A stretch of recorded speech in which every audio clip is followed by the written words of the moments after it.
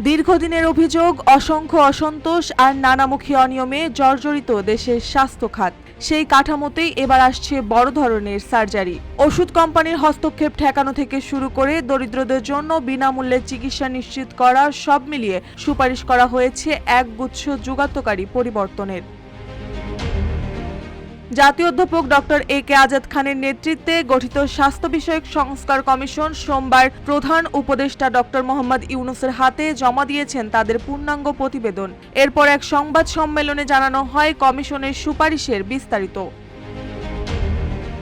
কমিশনের সুপারিশ, দেশের সবচেয়ে দরিদ্র 20% জনগণের সরকারি ও বেসরকারি দুই ধরনের হাসপাতালেই সম্পূর্ণ বিনামূল্যে চিকিৎসা সেবা দিতে হবে। সরকারি হাসপাতালে 10% এবং বেসরকারি হাসপাতালেও 10%।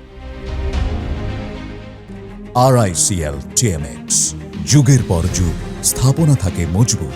ডক্টর সৈয়দ আকরাম হোসেন বলেন, চিকিৎসকদের সঙ্গে ওষুধ কোম্পানির প্রতিনিধিদের সরাসরি সাক্ষাৎ নিষিদ্ধ করা হয়েছে। তথ্য দিতে হবে ইমেইলের মাধ্যমে, আর প্রেসক্রিপশনে লেখা হবে শুধুই জেনেরিক নাম। কোনো উপহার বা ওষুধের নমুনার মাধ্যমে প্রভাব বিস্তার সম্পূর্ণরূপে নিষিদ্ধ। চিকিৎসা হবে বিজ্ঞান ভিত্তিক, স্বচ্ছ এবং রোগী কেন্দ্রিক। প্রাথমিক স্বাস্থ্য সেবাকে মৌলিক অধিকার হিসেবে সংবিধানে অন্তর্ভুক্ত করার সুপারিশ করেছে কমিশন। পাশাপাশি চিকিৎসক সংকট নিরসন এবং পোস্টিং ব্যবস্থায় স্বচ্ছতা আনার কথাও বলা হয়েছে।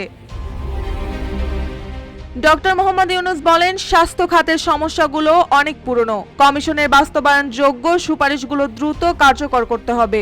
স্বাস্থ্য ক্যাডারের জায়গায় গঠিত হবে স্বাধীন কাঠামো, বাংলাদেশের স্বাস্থ্য সার্ভিস, যেখানে থাকবে আলাদা পাবলিক সার্ভিস কমিশন, উন্নত ক্যারিয়ার প্ল্যানিং ও পদোন্নত সুনির্দিষ্ট ধাপ। রোগীদের বিদেশমুখিতা কমাতে দেশের মধ্যেই আধুনিক চিকিৎসার কেন্দ্র গড়ার প্রস্তাব এসেছে। আর ক্যান্সার ও ডায়াবেটিক্সের ওষুধ কর মওকুফের সুপারিশও রাখা হয়েছে। কমিশনের মতে এসব বাস্তবায়িত হলে বদলে যাবে দেশের স্বাস্থ্য খাতের মুখ। প্রধান উপদেষ্টাও নির্দেশনা দিয়েছে, যা সম্ভব তা এখনই শুরু করতে হবে। মার্জিয়া মৌ, রূপালী বাংলাদেশ।